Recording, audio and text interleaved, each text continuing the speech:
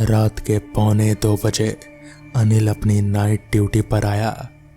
आज उसका पहला दिन था और उसे प्लेटफॉर्म नंबर 3 की निगरानी करनी थी, लेकिन गलती से वो प्लेटफॉर्म नंबर 6 पर चला गया। प्लेटफॉर्म खाली और खामोश था।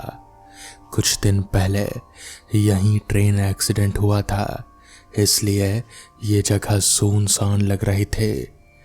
अनिल ने टॉर्च जलाई और प्लेटफॉर्म का रूटीन चेक शुरू किया। जैसे ही उसने कदम रखा, दूर से हल्की फोन की रिंग सुनाई दी। कौन होगा, उसने मन ही मन सोचा। फोन वहीं खाली कोच में बज रहा था। कोच पूरी तरह खाली था, लेकिन फोन की घंटी और तेज होती गई। अनिल धीरे धीरे पास गया। हवा ठंडी और भारी महसूस हुई। जैसे ही उसने फोन उठाया, उसे परछाई की हल्की हलचल दिखाई दी। परछाई साफ नहीं थी, बस टॉर्च की रोशनी में एक हलचल, इंसान जैसी आकृति की बनावट। कैमरा या सीसीटीवी में कुछ भी नहीं दिख रहा था। प्लेटफॉर्म खाली रिकॉर्ड होता रहा। अनिल ने अपने आप से कहा, ये वहम नहीं है, कुछ है जो मुझे देख रहा है। जैसे ही उसने कदम आगे बढ़ाया, फोन अचानक वाइब्रेट हुआ और मैसेज ब्लिंक करने लगा। देखो, अब तुम्हें पता चलेगा। हवा में हल्की फुसफुसाहट जैसी आवाज, जैसे न्यूज़पेपर के पन्ने हल्के से पलटने लगे हों। अनिल की धड़कन तेज हो गई। वो महसूस कर रहा था कि कोई अनजानी ताकत उसके आसपास है, दिखाई ना देने वाली मगर मजबूत। जैसे ही अनिल फोन को पास खींचता है, परछाई धीरे धीरे पास आती दिखी, लेकिन कैमरा में कोई ट्रेस नहीं। प्लेटफॉर्म खामोश था, लेकिन अनिल की आंखों के सामने एक मौजूदगी बनी रही। फोन हाथ में लेकर अनिल ने टॉर्च की रोशनी फिर आगे फेंकी। प्लेटफॉर्म के दूर कोने में हल्का सा धुआं तैरता हुआ आ रहा था। उस धुएं में एक इंसान सी आकृति, लंबी पतली, एकदम स्थिर खड़ी। अनिल ने धीरे से आवाज लगाई, कौन है वहां? कोई जवाब नहीं, लेकिन उस आकृति का सिर धीरे धीरे एक तरफ झुका और उसकी नजर सीधे अनिल की आंखों में जा टिकी। उस पल अनिल समझ गया, ये इंसान नहीं है। अचानक सीसीटीवी रूम से वायरलेस पर आवाज आई, अनिल, प्लेटफॉर्म क्लियर है, वहां कोई नहीं है। अनिल की आंखें अभी भी उसी आकृति पर जमी थी। उसके सामने साफ साफ कोई खड़ा था, लेकिन कैमरे की फीड पर प्लेटफॉर्म बिल्कुल खाली था। वो आकृति धीरे से अपना हाथ उठाती है और इशारा करती है, जैसे किसी को बुला रही हो। अनिल के पूरे शरीर में ठंडक दौड़ गई। अचानक फोन में हल्की स्टैटिक आवाज आई और स्क्रीन पर मैसेज चमका, पीछे मत देखो। पीछे से धातु पर घसीटने जैसी आवाज आई। अनिल ने धीरे से सिर घुमाया। टॉर्च की रोशनी टिमटिमाई और पास की सीट पर एक सफेद हाथ टिके होने का हल्का सा दर्शन हुआ, और फिर सब कुछ गायब। अनिल घबराकर पीछे हटने लगा। उसकी तेज सांसों की आवाज प्लेटफॉर्म की खामोशी में गूंज रही थी। अचानक वो साया हिला और धीरे धीरे कोच के अंदर चला गया। टॉर्च की रोशनी अंधेरे को चीरती रही, लेकिन कोच खाली था। वायरलेस पर फिर आवाज आई, अनिल, तुम्हारी सांसें बहुत तेज हो रही है, सब ठीक है? अनिल जवाब देने ही वाला था कि फोन फिर वाइब्रेट हुआ। इस बार स्क्रीन पर नया मैसेज था, तुम यहाँ अकेले नहीं हो। कोच की खिड़की से अनिल को एक पल के लिए एक चेहरा नजर आया, बिल्कुल सफेद, आंखों में काली गहराई, पलक झपकते ही गायब। कैमरे पर अब भी सिर्फ खाली कोच दिख रहा था। अनिल की उंगलियां फोन को कसकर पकड़े हुए थीं। स्क्रीन अब ब्लैक थी, लेकिन उसे महसूस हो रहा था कोई पीछे खड़ा है। उसने हिम्मत जुटाकर टॉर्च पीछे घुमाई।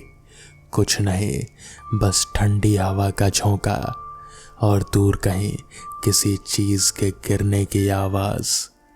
अनिल ने गहरी सांस ली और वापस कोच की ओर देखा, लेकिन अब कोच का दरवाजा अपने आप खुला था। धीरे धीरे चरमराहट के साथ वो अंदर झांकने के लिए बढ़ा। पैर कोच के फर्श पर रखते ही उसकी रीढ़ की हड्डी में ठंड उतर गई। हर सीट खाली, लेकिन महसूस हो रहा था कि कोई उसे घूर रहा है। अचानक उसकी टॉर्च अपने आप बंद हो गई। पूरे कोच में घना अंधेरा।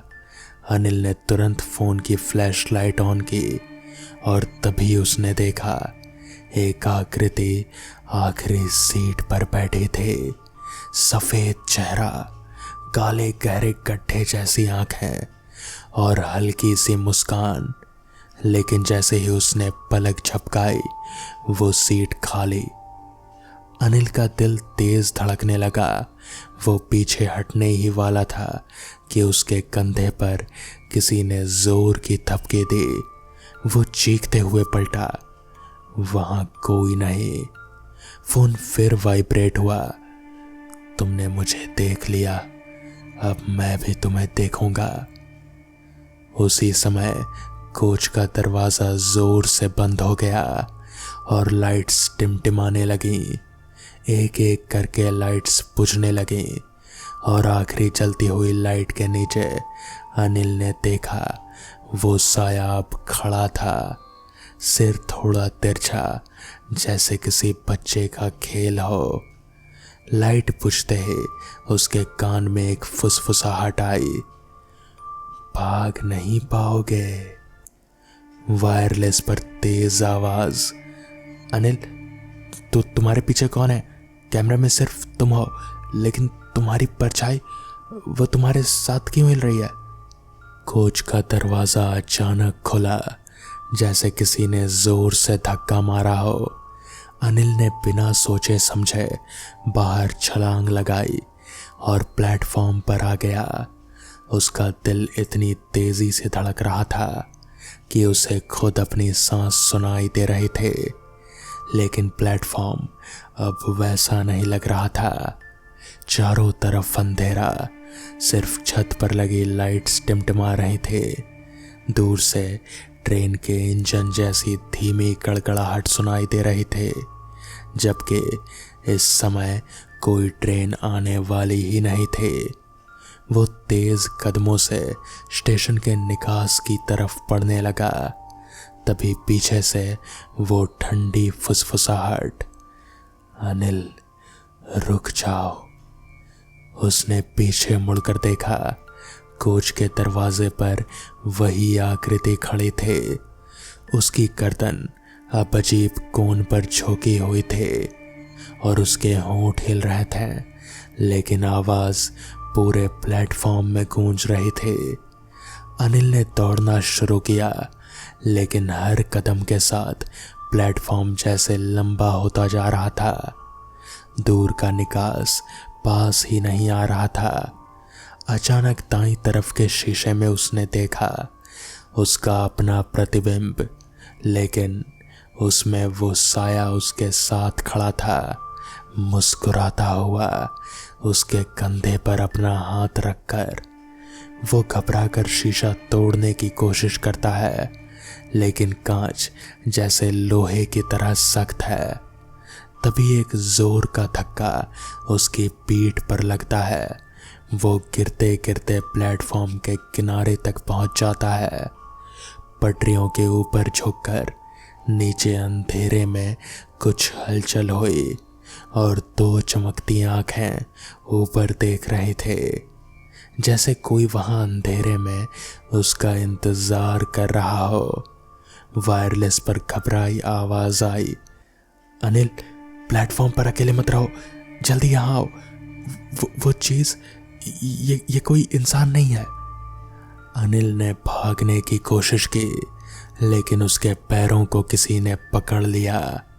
वो पलट कर देखता है, दो काले हड्डी जैसे हाथ जो पटरियों से बाहर निकलकर उसके पैरों को खींच रहे थे।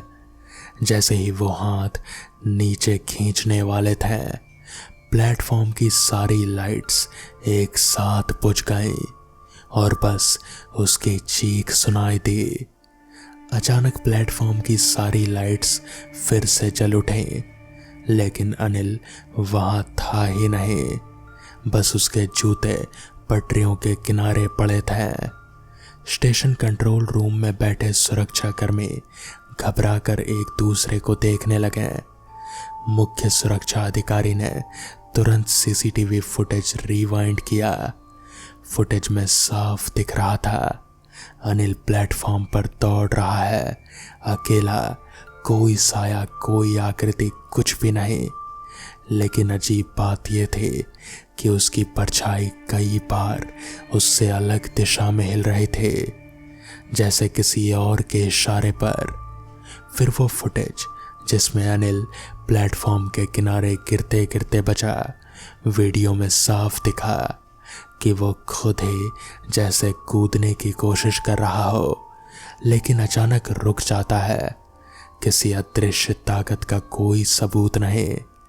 लेकिन सबसे डरावना हिस्सा आखिरी 10 सेकंड्स का फुटेज में अनिल प्लेटफॉर्म में खड़ा है, सीधा कैमरे की तरफ देख रहा है। उसके होंठ हिल रहे हैं। ऑडियो में बहुत धीमी गहरी आवाज आती है, अब तुम्हारी बारी है।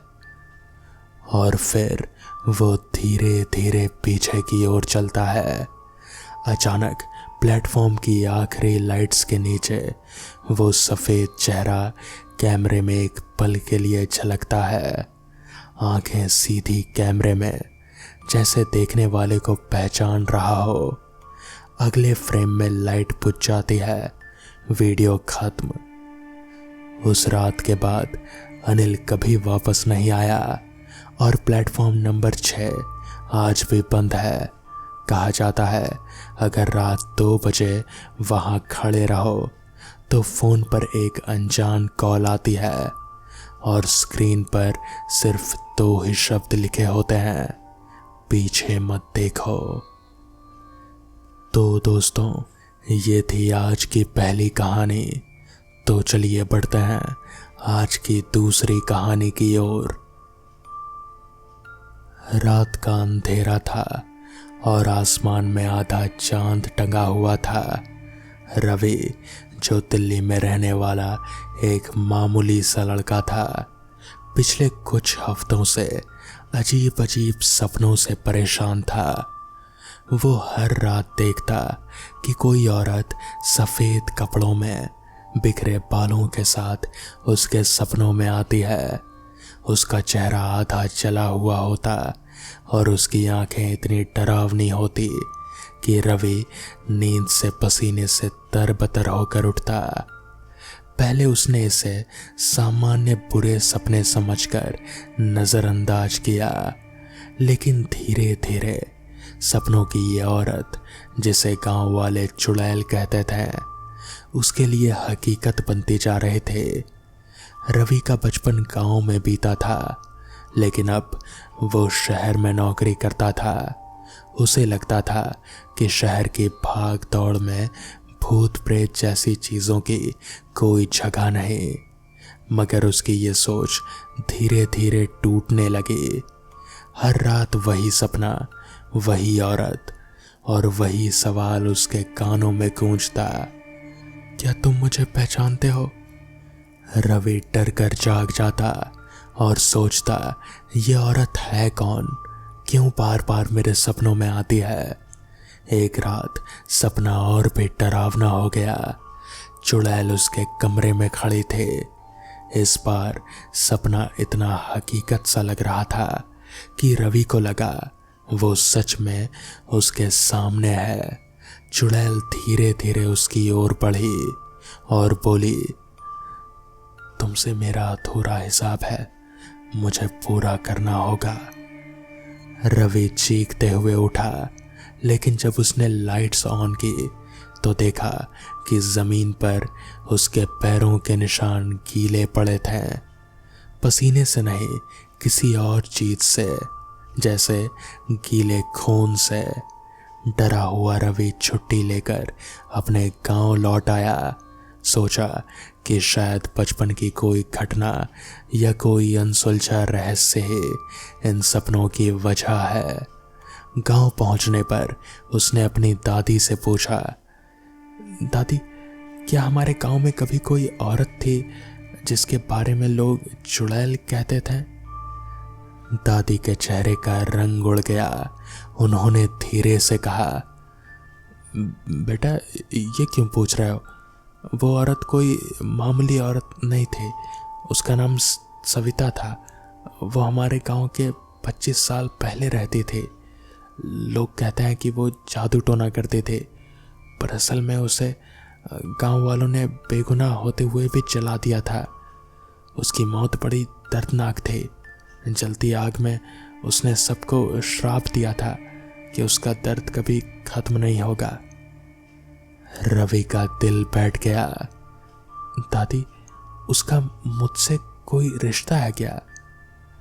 दादी की आंखों में आंसू आ गए। बेटा, वो तुम्हारे पापा की बचपन की दोस्त थी। उसकी मौत के बाद से ही ये श्राप हमारे खानदान पर है। अब रवि को सब समझ आने लगा। चुड़ैल क्यों बार बार कहती है, क्या तुम मुझे पहचानते हो? क्योंकि वो दरअसल उसके परिवार से बदला लेना चाहते थे। रात को जब रवि गांव के पुराने घर में सोया, चुड़ैल फिर से उसके सपने में आई। इस बार उसने उसे जली हुई झोपड़ी दिखाई, लोगों की भीड़ और खुद का जलता हुआ चेहरा।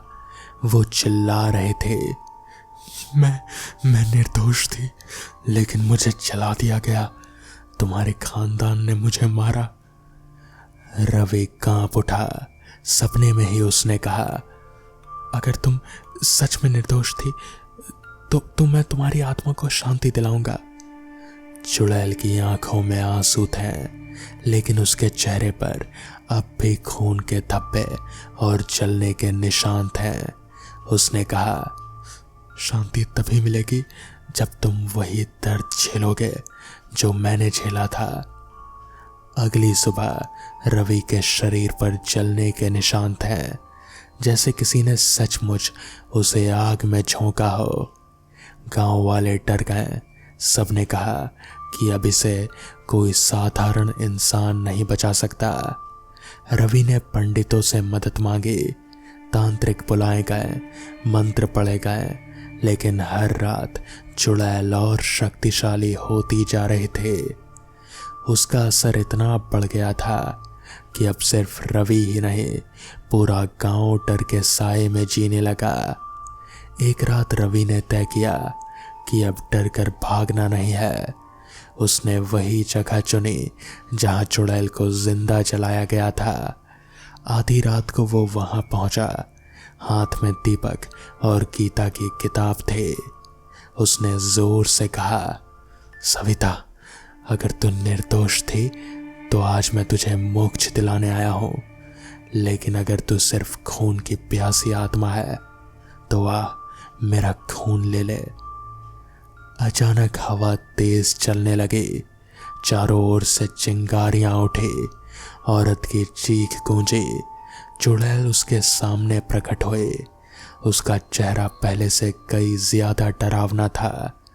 जलते हुए मांस की गंध पूरे माहौल में फैल गई। वो गुर्राई, तेरे खून से ही मेरी प्यास बुझेगी। रवि ने आंखें बंद की और मंत्र पढ़ने लगा। दीपक की लौ तेज हो गई। अचानक चुड़ैल चीखने लगी।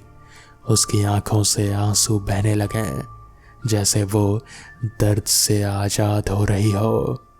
धीरे धीरे उसका शरीर धुंध में बदल गया और वो गायब हो गई। रवि जमीन पर गिर पड़ा। उसकी सांसें तेज चल रहे थे। उसे लगा कि अब सब खत्म हो गया, लेकिन तभी हवा में किसी औरत की धीमी आवाज आई, शुक्रिया, लेकिन मेरा दर्द कभी पूरी तरह खत्म नहीं होगा। रवि कांप उठा। समझ गया कि उसने चुड़ैल को शांति तो दी, लेकिन उसका श्राप अब भी उसकी रगों में दौड़ रहा है। शहर लौटने के बाद भी रवि हर रात डरावने सपनों से जूझता रहा।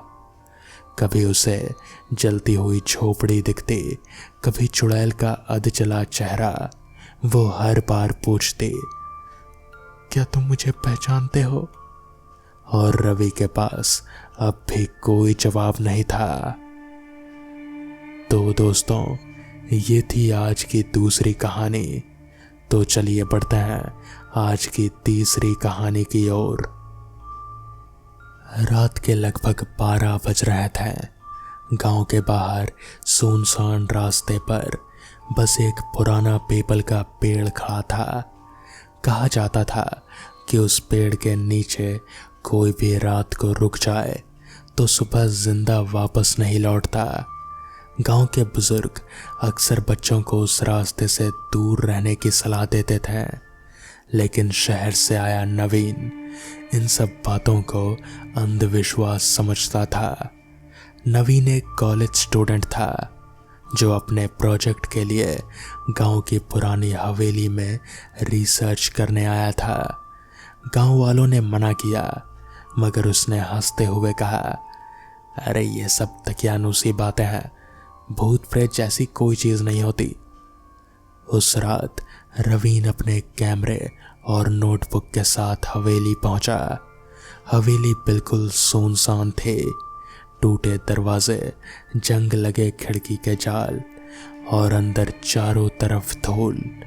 मगर हवेली में दाखिल होते ही उसे अजीब ठंडी हवा का झोंका महसूस हुआ। धीरे धीरे उसने टॉर्च चलाकर कमरे में देखना शुरू किया।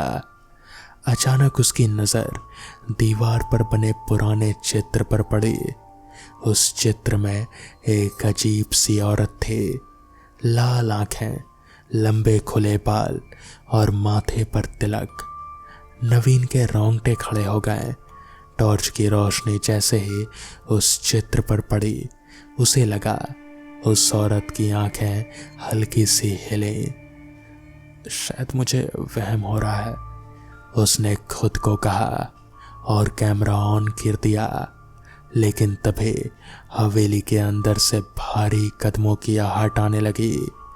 नवीन का दिल जोर से धड़कने लगा। उसने पीछे मुड़कर देखा, कोई नहीं था। अचानक खिड़की अपने आप खुल गई और ठंडी हवा का झोंका आया। उसकी नोटबुक जमीन पर गिर पड़ी। नवीन उसे उठाने के लिए झुका ही था कि उसके कान में धीमी आवाज आई, क्यों आए हो यहां? उसकी रूह कांप गई। उसने टॉर्च का फोकस उस ओर किया और देखा कि हवेली के कोने में वही चित्र वाली औरत खड़ी थी। उसका चेहरा बिल्कुल सड़ा गला, आंखें जलती हुई लाल और बाल जमीन तक फैले। नवीन घबरा कर थोड़ा पीछे हट गया। उसे समझ नहीं आ रहा था कि ये सब हो क्या रहा है।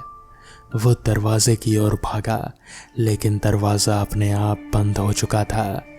औरत धीरे धीरे उसकी ओर बढ़ने लगी। ये जगह मेरी है, यहाँ से कोई जिंदा नहीं जाता, उसने खौफनाक आवाज में कहा। नवीन पूरी ताकत से दरवाज़ा पीटने लगा। उसका कैमरा नीचे गिर गया और अपने आप रिकॉर्डिंग शुरू हो गई। आखिरी बार कैमरे में बस यही दिखा, लाल आंखों वाली औरत ने नवीन की गर्दन पकड़कर उसे अंधेरे में खींच लिया। अगली सुबह गांव वाले हवेली पहुंचे तो उन्हें बस टूटा कैमरा मिला। उसमें आखिरी वीडियो क्लिप थे। ठक ठक की आवाज और किसी के चीखने की गूंज। उस दिन के बाद से कोई भी उस हवेली के पास नहीं गया। कहा जाता है जो भी उस वीडियो को रात में अकेले देखता है उसके पीछे अचानक किसी के भारी कदमों की आहट सुनाई देती है। तो दोस्तों, ये थी आज की कहानियाँ। अगर आपको ये कहानियाँ पसंद आई हों तो वीडियो को लाइक और चैनल को सब्सक्राइब करना ना भूलें। तो मैं आपका दोस्त आर्यन जल्द ही मिलूँगा आपसे ऐसी ही किसी नई कहानी के साथ। तब तक के लिए अपना ख्याल रखें।